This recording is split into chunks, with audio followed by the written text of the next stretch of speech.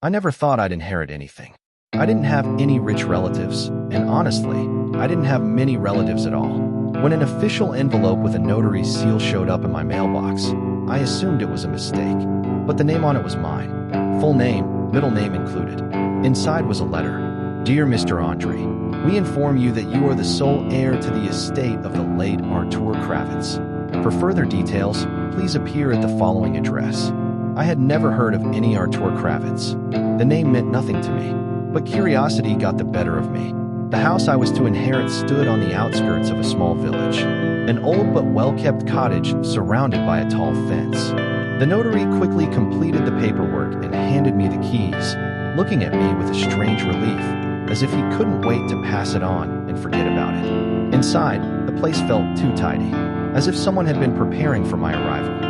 On the table in the living room lay an envelope with my name on it. With trembling hands, I opened it. Andre, if you're reading this, it means I can no longer undo what I've done. This house is yours now, but be careful. There are things you must never touch, especially in the basement. Signed, Artur Kravitz.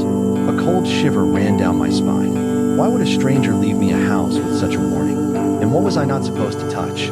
I spent the first night there, on the old couch in the living room. I couldn't sleep for hours, hearing faint noises, almost like footsteps coming from below. But the basement door was locked. The set of keys I got didn't include one for it. In the morning, I noticed something odd. Every mirror in the house was covered with cloth. In every room, I lifted one of the covers and instantly felt a chill in the air, as if it had suddenly become heavier. In the mirror, for just a second, I didn't see my own face. It looked like me, but older, with eyes that seemed to know something I wasn't meant to discover. Panicked, I threw the cloth back over and turned to leave. But on the table, there was a note that hadn't been there before. You've opened the first door. Now don't stop. My heart pounded in my chest. I was alone in the house. I hadn't let anyone in. I tried to explain everything with logic. Maybe the previous owner was hiding somewhere in the house. Maybe some neighbor was playing a cruel joke. But every second I spent there, I felt it. A gaze pressing through the walls, watching me.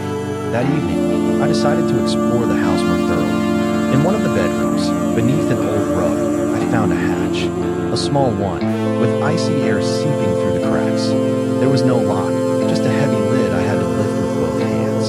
A narrow staircase led down into darkness. The basement wasn't exactly a basement. It felt more like a corridor carved deep underground. Old photographs covered the walls.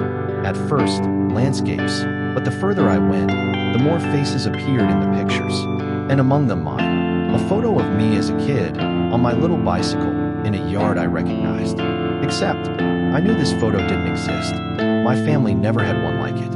My heartbeat quickened. At the end of the corridor, there was a small wooden door with scratched words carved into it. Do not open. I should have turned back, but something pulled me forward. Behind the door was a small room. On the floor, a chalk circle, and inside it stood an old mirror, draped with the same kind of cloth that covered all the mirrors upstairs.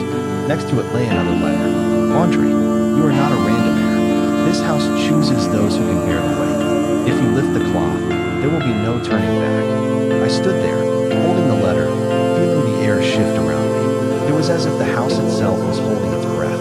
I don't know why I did it. Maybe out of fear. Maybe because I needed answers. I pulled the cloth off. There was no reflection of me. Instead, a man stood in the mirror, older, with my same facial features. His lips moved though the room was silent. I couldn't hear a sound, but I understood the words. Now you are me. Suddenly, the light went out. The mirror shattered from the inside, and something like a void swallowed me whole. I hit the cold floor hard. When I came to, I was in the living room, but it wasn't the same. It was dusty, abandoned, as if the house had been empty for decades. On the table lay an envelope. I opened it, though I already knew what it would say. Dear Mr. Artur Kravitz, we inform you that you are the sole heir to the estate of the late Andre Kravitz.